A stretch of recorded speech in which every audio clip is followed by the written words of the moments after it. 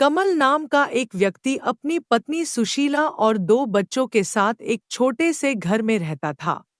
कमल कोई काम नहीं करता था, वह बस पूरा दिन इधर से उधर फिरता रहता था विरासत में मिली जमीन बेचकर। उसने सारे पैसे अपने यारों दोस्तों में उड़ा दिए थे, अब उसके घर में खाने को कुछ भी नहीं था। कमल तो अपने यारों दोस्तों के साथ बैठकर कुछ ना कुछ खाकर अपना पेट भर लिया करता था। उसकी पत्नी और बच्चे ज्यादातर भूखे रहकर ही अपना गुजारा करते थे। एक दिन कमल की पत्नी कमल से कहती है, अब इस तरह गुजारा नहीं होगा, तुम तो बाहर रहकर अपना पेट भर लेते हो, लेकिन मैं और बच्चे ज्यादातर भूखे ही रहते हैं।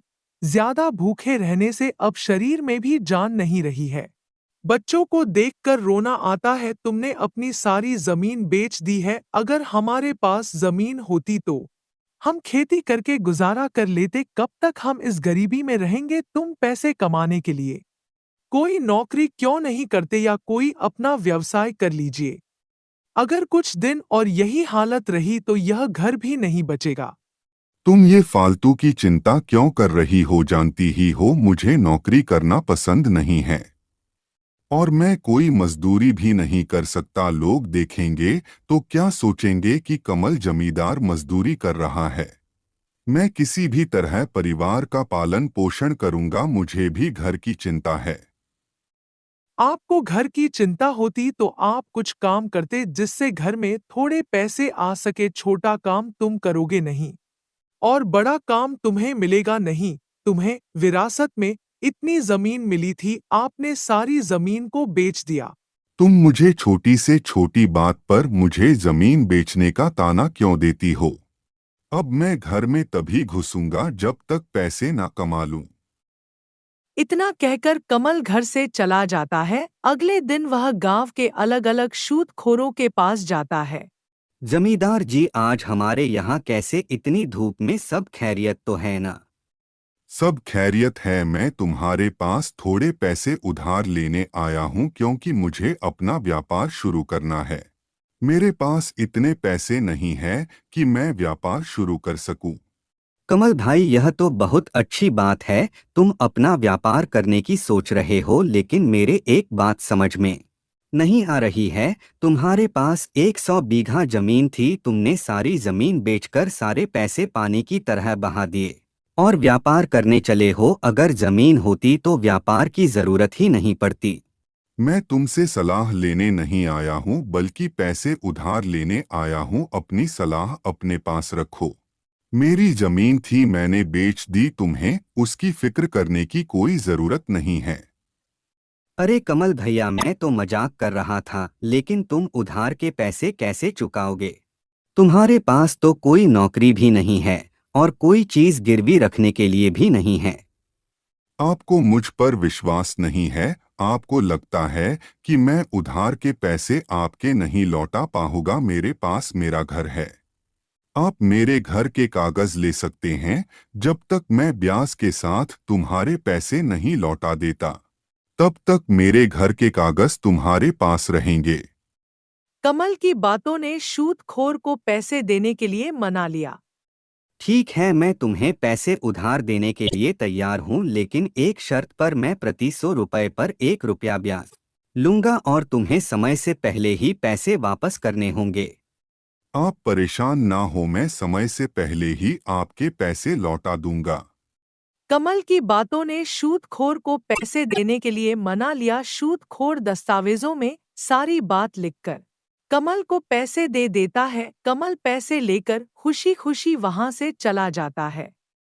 कमल गांव के और लोगों को ऐसे ही कहानी सुनाकर सबसे पैसे उधार लेता है और बहुत सारे पैसे इकट्ठे कर लेता है। और सभी सूदखोरों को लगता है कि हमारा पैसा डबल हो जाएगा। अब कमल अपने घर जाता है और अपनी पत्नी से कहता है, तुम मुझे हमेशा आलसी होने का ताना मारती रहती हो और कहती हो मैं जिंदगी में कुछ नहीं कर पाऊंगा।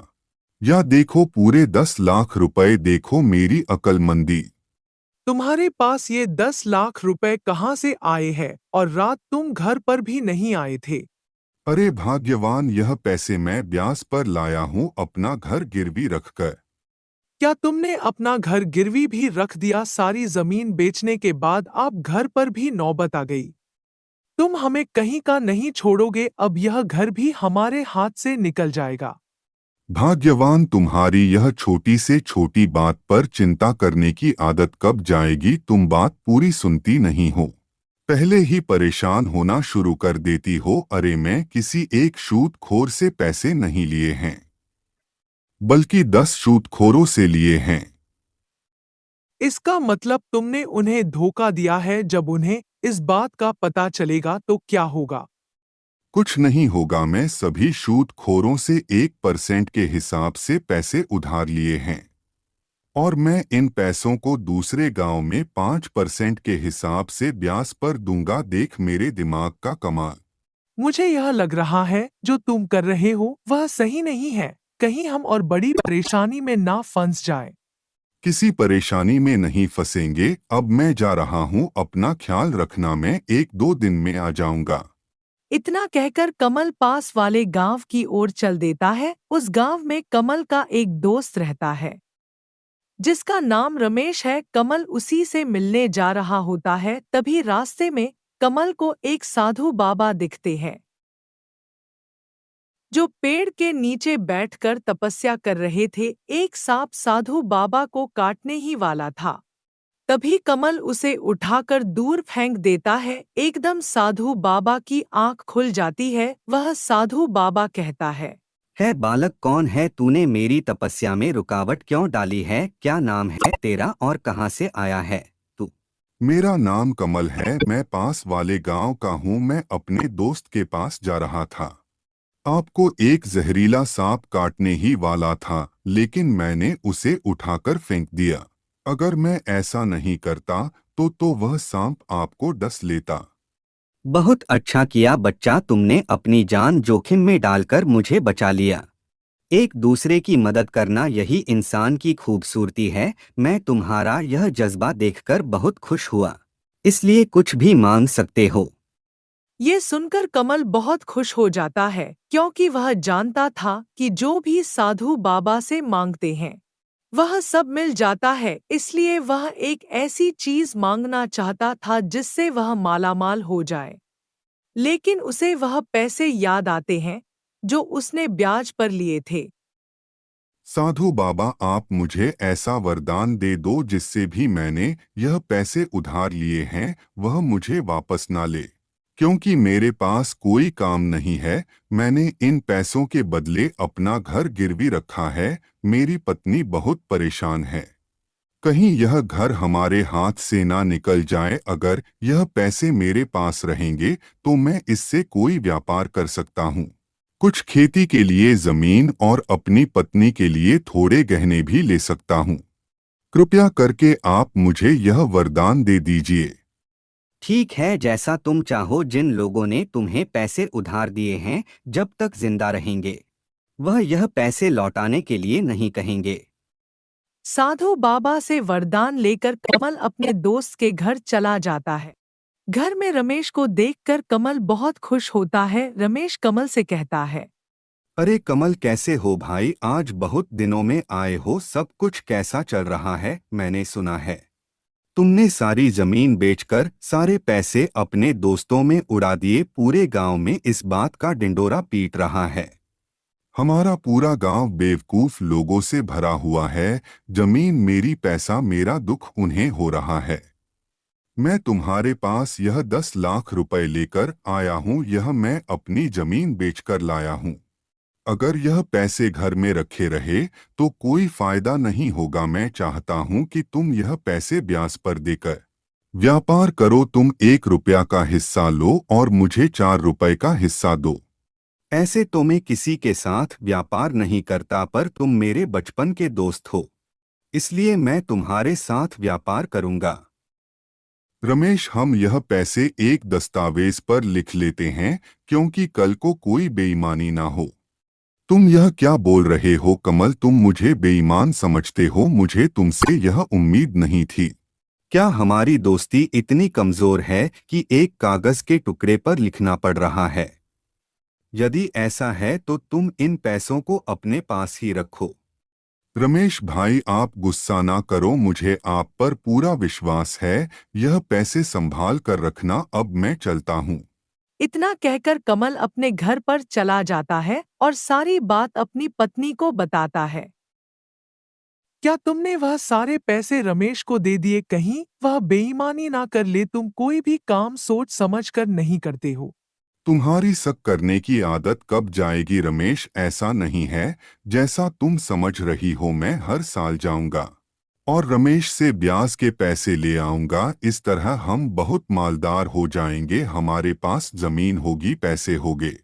वह सब तो सही है, पर सूदखोरों के पैसे कहाँ से दोगे? उस सब की चिंता तुम मत करो, अब वह सूदखोर पैसे नहीं मांगेगा। यूं ही एक साल निकल जाती है। अब कमल अपने दोस्त रमेश के पास ब्याज के पैसे लेने जाता है। लेकिन जब कमल उसके घर जाता है तो उसके घर पर ताला लगा हुआ था। कमल रमेश के पड़ोसियों से रमेश के बारे में पूछता है। भैया, क्या तुम मुझे बता सकते हो रमेश कहाँ पर है? रमेश एक बेईमान इंसान है, क्या तुमने भी उसे पैसे दिए हैं? हाँ भैया, मैंने उसे पूरे 10 लाख रुपए दिए हैं। भाई, तुम अपने पैसों को भूल जाओ। रमेश ने तुम्हारे जैसे कई लोगों को पागल बनाकर पैसे उधार लिए हैं। वह लोगों को झूठ बोलकर अपनी मजबूरी बताता था और उनसे 10-20 हजार उधार ले लिया करता था। उसे बेईमान ने बहुत से गरीब लोगों को लूटा है। सुबह से शाम तक यहाँ पर 100 लोग अपना पैसा लेने आते हैं। उन्हें कुछ मिलता नहीं है परेशानी के सिवाय। यह बात सुनकर कमल के पैरों नीचे जमीन खिसक जाती है। वह जैसे तैसे करके अपने घर तक पहुंचता है और सारी बात अपनी पत्नी को बताता है। मैंने कहा था तुम उसे रमेश की बात में मत आओ। मैंने सोचा था वैसा ही हुआ। अब हम क्या करेंगे? हम तो बर्बाद हो गए। उतने में एक सूदखोर का बेटा कमल के पास आता है और कमल से कहता है। मेरे पिताजी तो इस दुनिया में नहीं रहे, उनका कारोबार मैंने संभाल लिया है। जो तुम पिताजी से 1 लाख लाए थे वह तुमने अब तक नहीं लौटाए हैं। नहीं उसका ब्याज दिया, परसों तक तुम मेरे पैसे लौटा देना, नहीं तो मैं तुम्हारा घर अपने नाम करवा लूंगा। सूदखोर के बेटे की ये बात सुनकर कमल सोचने लगा, इस 1 लाख रुपए के बारे में कैसे पता चला। वह साधु बाबा के वरदान के बारे में सोचता है और उसे कहता है। तुम यह क्या फिजूल की बात कर रहे हो? मैंने तुम्हारे पिताजी से पैसे कब लिए? तुम्हें किसने बोला है ये? अगर तुम्हारे पिताजी के पैसे मेरे पास होते तो उन्होंने मुझे एक बार भी क्यों नहीं कहा? तुम्हारे पास कोई सबूत है? सबूत है तुम मुझे दिखाओ, नहीं तो यहाँ से चलते बनो। सूदखोर का बेटा वह दस्तावेज कमल को दिखाता है जो उसके पिताजी ने कमल से लिखवाया था। यह देखो, तुम्हारे द्वारा साइन किया हुआ दस्तावेज। कह दो कि यह साइन तुम्हारी नहीं है। कितना झूठ क्यों बोल रहे हो कमल? पैसे के लिए पैसे तो देना ही पड़ेंगे ब्याज के साथ। अब मैं जा रहा हूँ। सूदखोर का बेटा कमल को चेतावनी देकर चला जाता है। दोनों की बात सुनकर कमल की पत्नी कमल से कहती है। तुमसे मैंने पहले कहा था कि तुम इस ब्याज के पैसे के चक्कर में मत पड़ो, लेकिन आपने मेरी बात नहीं मानी। अब वह सूदखोर का बेटा परसों हमारे घर पर कब्जा कर लेगा। आपने ऐसा क्यों किया? अब हम कहाँ जाएंगे? कमल वरदान देने वाले साधु बाबा पर गुस्सा करता है और गुस्से में साधु बाबा के पास जाता है। साधु बाबा कमल को देखकर कहते हैं। आओ कमल, बहुत दिन बाद आए हो। तुम्हें कोई समस्या है? लेकिन अब मैं तुम्हारी कोई मदद नहीं कर सकता। मैं आपसे मदद मांगने नहीं आया हूँ, बल्कि यह पूछने आया हूँ। आपने मुझे वरदान दिया था, वह गलत साबित हुआ।